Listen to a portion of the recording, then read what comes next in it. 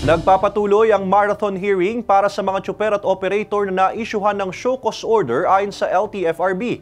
Para sa detalye, makakasama natin live si Paul Hernandez. Paul.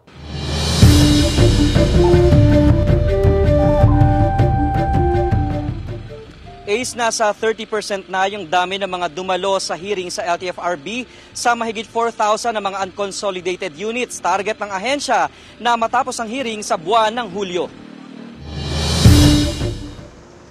Tuloy pa rin daw sa marathon hearing ang ginagawa ng LTFRB Calabarzon sa mga nabigyan nila ng show cause order na driver-operator na walang korporasyon. Sa mahigit 4,000 unconsolidated units sa rehiyon, nasa 30% na raw sa mga ito ang nakakadalo sa pagdinig. Wala po kami makitang valid na reason kung bakit hindi sila nag-consolidate. Kasi yun nga po, ito po yung sinabi sa amin Noon pala hindi naman pala ganito yung katotohanan.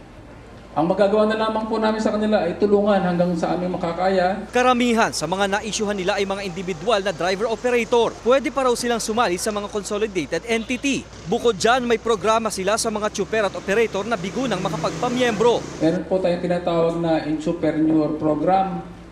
Aside from pagdadrive o pagiging konduktor, ay binibigyan po sila ng kaalaman sa TESDA po. At ang pangalawa po ay ano pa isa? Entrepreneur at saka po yung super scholar po. Ang DOLE naman po ang nagbibigay ng schooling. Meron po silang allowance habang nag-undergo sila ng pag-aaral sa DOLE. Paliwanag pa ng ahensya, hanggat hindi pa dumarating ang modernized jeepney, pwede pang bumiyahe ang traditional jeep basta't kasapi na yan sa korporasyon. May QR code daw ang mga ito. Kapag dumating na po ang modernized unit, yan po ay hindi na makukumpiskahin. From public transport, yan po ay i-register nyo sa LTO sa pagiging private transport.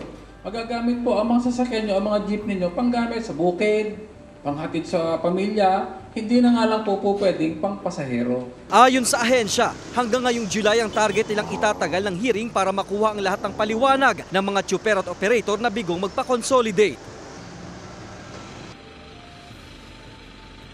Ace, yung QR code na sinasabi ng LTFRB sa mga consolidated units, dito makikita yung mga detalye ng sasakyan, kabilang dyan yung modelo at plate number nito. May kaukulang parusa kung may magtatangka raw na pekein ito. Ace. Maraming salamat, Paul Hernandez.